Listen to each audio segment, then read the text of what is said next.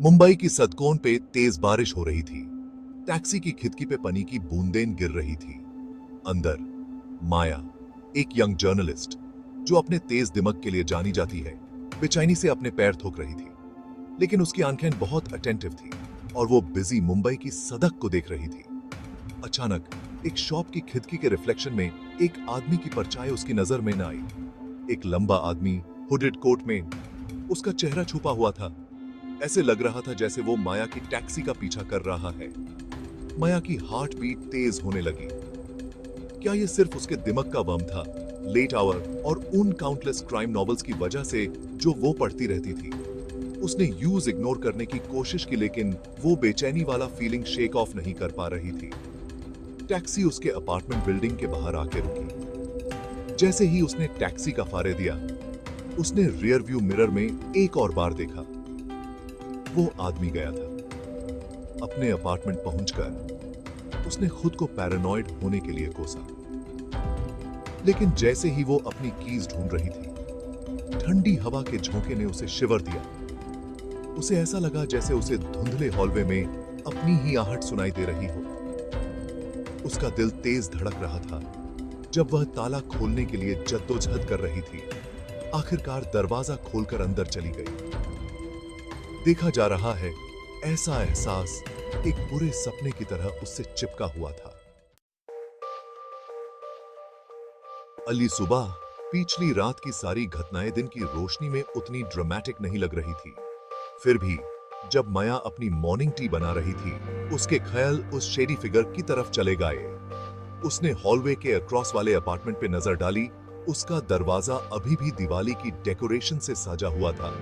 उसमें से आती हुई अजीब खामोशी से बिल्कुल अलग मिसेस डिसूजा, वो प्यारी सी बुजुर्ग औरत जो शेऊ रहती थी, हमेशा सुबह सबसे पहले माया को ग्रीट करती थी। दिन हफ्ते में बदल गए और मिसेस डिसूजा गायब ही रौना।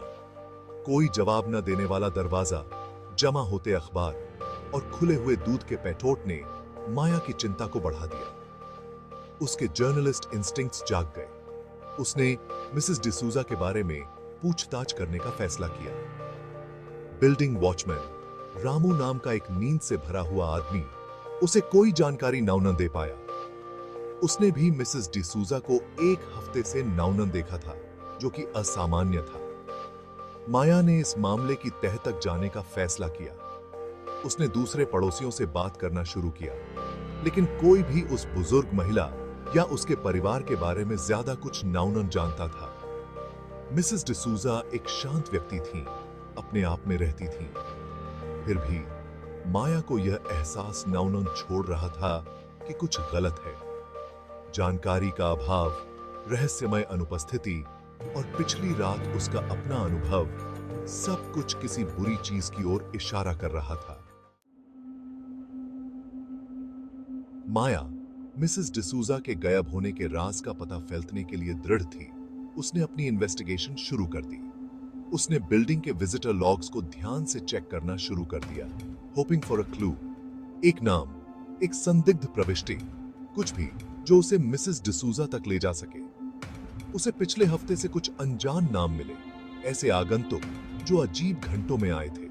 उत्सुक होकर माया ने इन आगंतुकों का पता फैलाने का फैसला किया। उसके पत्रकारिता के गुण उसे आगे बढ़ा रहे थे। एक एक करके उसने उनका पता फैलाया, खुद को एक चिंतित नागरिक बताकर एक खोए हुए पालतू जानवर के बारे में पूछताछ की। हर मुलाकात एक बंद गली में ले जाती थी, सामान्य स्पष्टीकरणों और संयोगों का एक जाल जिसने उसे निराश कर दिया। क्या वह परछाइयों का पीछा कर रही थी, अपनी कल्पना को जंगली होने दे रही थी?